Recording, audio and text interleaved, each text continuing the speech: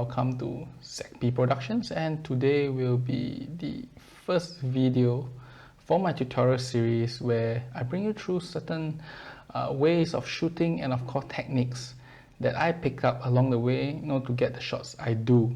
So for today, of course, it's like the initial image you saw. I'm going to turn one of these images which I shot with Karen, Boiled Curry, if you want to look out for her in Facebook, in one of my workshops, and I'm going to transform the image from the left to the right, and I'll bring you through a bit of a process of how I do it, my thoughts on it, and why do I actually do certain edits, and why am I shooting in such a way. Okay, if you look at the image itself, originally it's really dark. On the left side, the sky is almost patternless, and if you notice, after editing, the sky returns. So a little bit on modern exposure techniques, especially for digital sensors. Digital sensors save a lot of information in their shadows. However, when they are overexposed, they clip. All information is gone in that section. So how I shoot normally is that I will expose it in such a way that only certain part of the sky will blink, which means only certain part of the sky will be totally overexposed, while the rest of the image is within the shadows. Now that is not really nice for preview, and if you actually look at the subject is really dark, and if you show your models will be questioning your ability to shoot. But that is fine, because in most modern digital sensors, you actually save a lot of information within the shadows, and you tend to clip a lot, which you lose information in the highlights itself. Most of your cameras will have some sort of histogram, if not highlight alerts or highlight blinkies or overexposure monitors that will tell you if a region is overexposed. Now this how they calculate this overexposure is due to using a JPEG, and when the JPEG reaches a certain limit, it's deemed as overexposed. Now does that really mean overexposed in the final image? No, because actually your sensor do capture a little bit more information than is needed within the raw file itself, and what is displayed and what is measured is based on the JPEG. So even in post-process, you can actually get back a little of these highlights, not much, maybe a stop or two depending on the camera brand and the type, and this will allow you to actually continue on editing your image, retrieving the details within the highlights and even the colors within the highlights itself. Okay, now for the shadows itself, they may be a bit dark, but it's okay. In fact, lifting shadows is very normal for most of the modern cameras. And in fact, even a Micro Four Thirds like the OMD can do it 3 stops without incurring too much noise. Of course, if you use a full frame, medium format, or the latest APS-C, you probably can do it up to 4 stops, incurring really little noise. Now, let's go to editing itself. Okay, so the left side is the original shot, and right side is where we are trying to achieve today. Okay, so look at the original shot. Oh wait, wrong. Look at the original shot and the shot after. So we're going to achieve this teal and orange look, bright daylight at the beach type of feel. It looks like a little bit of a flash, but no, I didn't use a single flash in this shot. So first we reset it, and we will go through the process of editing in this whole shot itself. Now, going through the original shot itself, we look at this. So first thing, for normally cameras, I want to go to profile first and then select the profile based on this camera's make. Now why do I do that? Because the Adobe RGB is a general profile. Most of your camera makers tend to have a sensor that is slightly different, or maybe the way they process is slightly different, and if you use a standard profile by Adobe, what you may end up with is slight color cast or slight color tint that is really hard to correct. So why correct it later when you can correct it up front, and by using a maker's profile? So I use a maker's profile, and a maker's profile comes with a few of them. So Fuji of course has a lot of profiles. So let's look. As they are soft, if you notice, it's more bluish, the tint, and the color is a bit more strong and saturated. Well, Classic Chrome gives you contrast, but they give you this slightly teal and orange look, and that's what we want. So I will just select Classic Chrome. Of course, there's others here, and I think I will not talk about them for this tutorial. Okay, so selecting classic chrome, I go back, and the first thing I'll do, because I want to have the classic chrome look, I'll go, not classic chrome, I want to have the teal and orange look. Oops. So first we will go down all the way at the bottom under calibration, and then we will shift the colors. So what's the difference between shifting calibration and the color sliders in Lightroom is that calibration affects the entire image, because what it does is it affects the software's interpretation of the colors in the RGB original readout. You know, a bit of technicality, images are a combination of these 3 color pixels to form individual color pixels themselves. So by shifting the calibration section, what you're doing is shifting everything the sensor reads, and therefore shifting the colors. This gives you a much smoother transition and gradation among all the colors, but at the cost of shifting everything else. So it may be detrimental to certain colors if you don't want them to be that way. For this, I would just say it's okay because we want the teal and orange look. So first, I will shift the blue primaries hue to about -30. If you can see, let me shift around, and you can see it actually shifts the C color from blue to teal. Now, but it also affects the red quite a bit. So by shifting it 30, right, actually, if you notice, the red and the skin tones turn a little bit pinkish reddish, which is not what we want. So we'll go saturation on top here, and we will do a slight reduction because it's just a bit too much red. So let's reduce it to maybe 30 or so. Too much, maybe 20 plus. And then let's take a zoom in. Now the skin tones are a little bit pinkish and reddish, and I don't really like that. Even though yes, this is teal and orange, but we don't want pink tones, we want orange.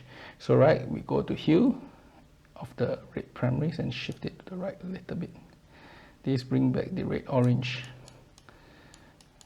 the orangey skin back into the image itself. So this pretty much sets the layout for the teal and orange look that I want. Okay, so now if we go back to the top, we will look at all the individual sliders themselves. Firstly, we won't touch the exposure, we'll touch the exposure later.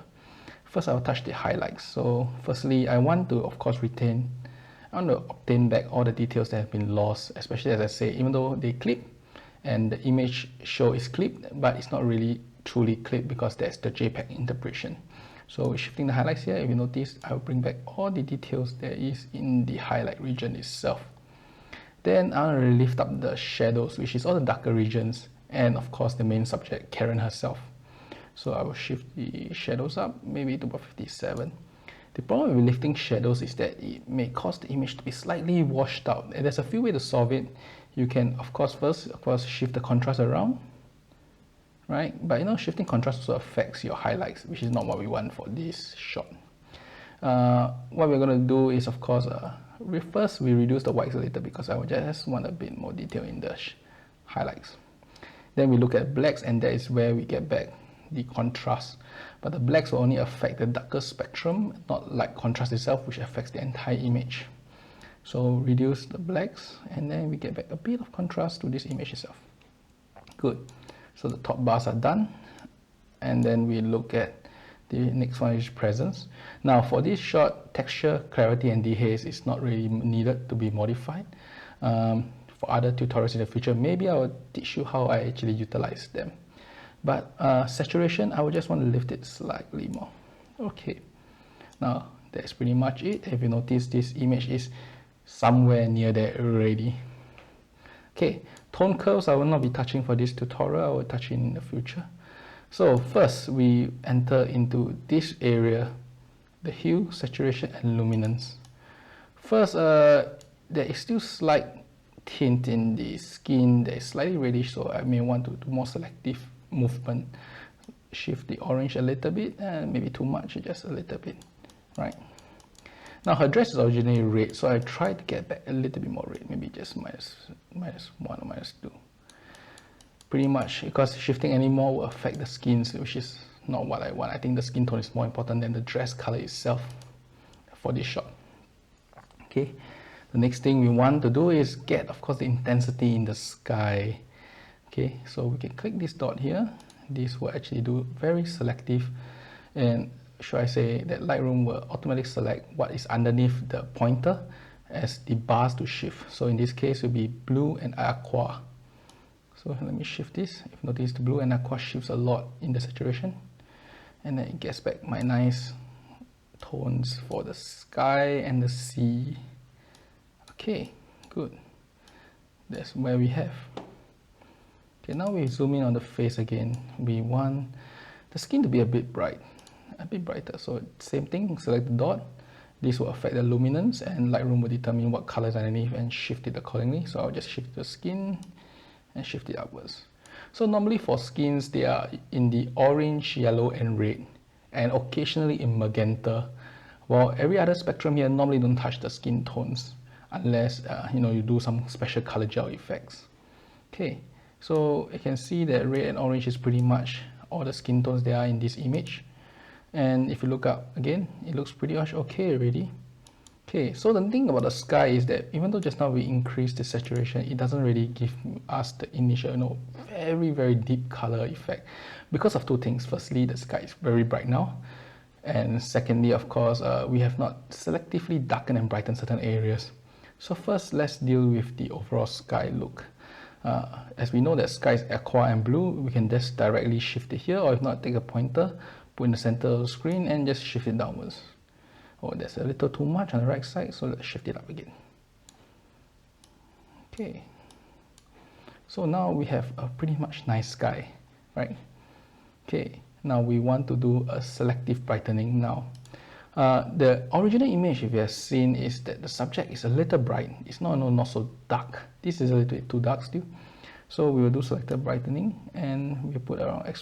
I prefer to use the radar editing, the radar tools to do the selective brightening itself rather than brush, because brush I find is a bit hard-handed to control, and of course the brush within Lightroom itself doesn't feather very well for me. So I prefer the radar and just apply a lot of them throughout the image. So I will usually use about 0.2, let me type in directly, and with a feather of about 70. So what is feather? Feather is about how much does it slowly disappear away the effect. And if you just, let's say I put a radar on the screen now and I just activate the mask option. If you see that at feather 77, about 69-70, the edges have almost no more effects, while if I put it at feather 0, it's really hard. It just does whatever you want in the sliders on the area itself. So applying feathering of about 70 gives you a very nice roll off at the edges. And that is also important because we want to do selective editing, but you don't want it to look very abrupt in the image itself, like suddenly chop off of the exposure increase or what. Okay, so we remove the masking again and we go back to the image. Let's zoom in a bit more. Look at the face. Okay, so I want the face to be slightly brighter, so I just put one more circle and just drag it around her face. Good. Now her whole body is a bit dark, so I will just go here, just put one circle on her body and maybe one circle around the chest area. Okay. Okay. Really good. Now she's popped out the image. She's brighter than the rest of the image itself. If you notice, I actually put two radar on the face, and the rest of the body is just about one overlapping each other in the second one. Now, for the face, it's really important for it to be bright because human eyes are easily attracted to the brightest point in the image. So, of course, the face can't be brighter than the sky, but it has to be brighter than significantly rest of the images so that easily our eyes will shift to it. Now, this applies to this image, doesn't apply to every single image. Some images you may prefer the face to be a little dark. So for this image, I want the face to be, slightly brighter, more eye-catching. Okay, so with this, pretty much the subject is done and fixed. There's a few more problems there is to it, which is firstly the sky is uneven and the color is still not really strong. Well, the next thing, if you notice here, this collar, no, not collar, this shoulder region, that's because of the shadows. So how the sensor capture is that shadows are usually bluish tone on white colored cloth. This is even worse if this cloth is bluish white, but in this case, even though it's cream white, in the dark tones it's usually shown as some sort of blue tint or teal tint. This is not what we want. We want the cream tone that this dress originally is for the shoulders themselves. Okay, so first we'll fix the sky first. We want the sky to be a bit more even. No, the right side is a bit too dark, the left side is a bit too bright, and the center here is still a little bit too bright. So this is where we introduce range editing. So for this radar here, we just drag a radar in the center, right? Pretty much, you know, this brightens or darkens everything, and this is not what you want. You want it to be more selective. So first we on the masking to show you where it's being affected. Then we go here under range mask, just select color. And if you see there's a dropper that comes out, and by selecting using this dropper, you tell Lightroom what you want to be affected by this particular brush or radar or gradient filter. So I just want the blue to be affected. So I just let me click center of this. Pretty much it's okay. Now mainly it's all the blues that are affected, which is I think fine. If you remove that, if you see it's really just purely the blues, and this is where you can utilize it fully. Reduce the exposure. You notice only really just not the blues are affected. Oh, sorry. And I reduce the blues, increase saturation a little bit, and yeah, now you get a slightly nicer sky. So the right side is still a bit too strong, so I will just use another radar here. Just, you know, increase the brightness a little bit on the right side, so it's a bit more even on the image. And then a new one with the left side, darken, and like this. Maybe too much, so never mind. Just keep it as is. The right side of the image is a bit darker. That's because of how the sun falls, and there's probably some cloud cover. So if you notice the ground here is also a bit dark, and this is a bit bright, and the sea here is a bit dark, so maybe you don't want that. So let's brighten this whole area up also. Okay, good. Now overall the image is really close now, except left the shadows itself. But before that, I would like to increase the overall exposure, because I don't want it to look like in bright daylight. So the whole image itself have to seem bright. So I just increase the exposure slightly first. Yes, about 0.2 will be pretty much okay, I guess. 0.2. Great. Now this whole image actually looks really bright. Maybe too much. 0.15. Okay. So this image now actually looks really bright. Subject is still bright, good, highlighted. The skies are there, the blues, the tints are all there. So let's fix the shoulder now.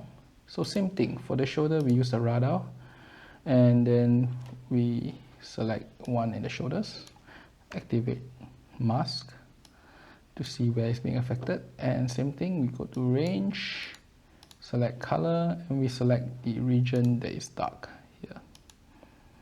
Now this shows that, you know, it affects quite a bit, you know, not just the dark regions, it also affects the bright regions, the skin tones, and that's not what we want. So this amount slider here actually let you determine how much does this effect spill over to adjacent colors. So I will just want to reduce it a bit more until, you know, it doesn't really affect that many things. Oh, just a bit, yeah. Okay, good. This pretty much is fine. So let's see the effect here. First, we brighten this whole region a little bit, right? Desaturation the region a little bit, and then increase the temperature, the warmness. Good. Now, if we remove this, we look like, you know, the whole shadow is in proper colors now. Now, this is much better than the initial blue tint you have on the shadow, which is really ugly. With this, the image is pretty much done. The last thing you want to do is fix two more issues, which you notice the whole thing is slightly distorted. That is because of lens or because of how the camera is positioned. So let's fix this distortion slightly first. So under here, under lens correction, if you go to manual, you can actually fix the distortion. So for this image, it's about -4, -3 for my testing earlier.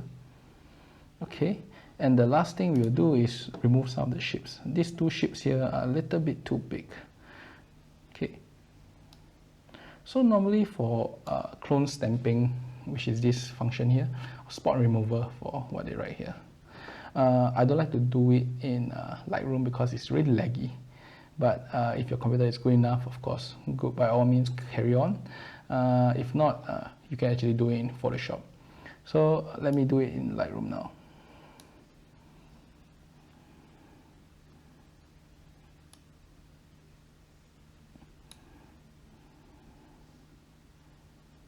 Oh, sometimes it gives really weird results. Just have to shift it out again. Make sure it's level properly with the C. Good. And then the last one is this region here.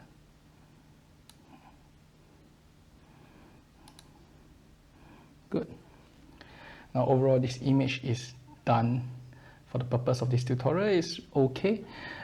You of course can do a bit more selective darkening, brightening, kicking up the contrast just a little bit, maybe like just kick up the contrast just a little bit, increase the clarity just a little bit.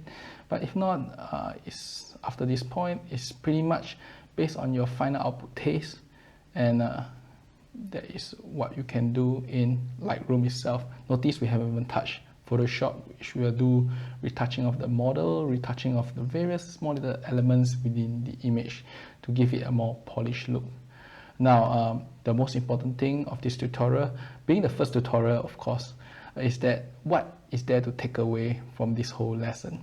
Firstly, when you do outdoor shoots, always expose to the right, expose till you are comfortable in terms of the highlights. Ignore the shadows, because shadows are stored. Modern sensors capture a lot of information within them and you can recover them in post. But highlights, when they are gone, they are gone. So always expose based on the highlights themselves. Save what you can, and those that need to blow, like the clouds, just leave them be. That is the most important takeaway here. Secondly, when you start editing, always have roughly what you want in mind so that you can start on a right footing. So for this case, I want a slightly tilted orange look. I go straight to calibration and move up after that. But if you have a slightly different look, you may want to actually go from top down, or maybe even choose a slightly different profile that matches your editing needs. I hope you find this useful, and with every tutorial, I will do something similar like this, where it's always based off a certain image and certain output. That is a bit better because it gives you a bit grounding, a bit and also give you a little bit of what to expect in the final outcome. I hope you enjoyed this tutorial, and see you next time.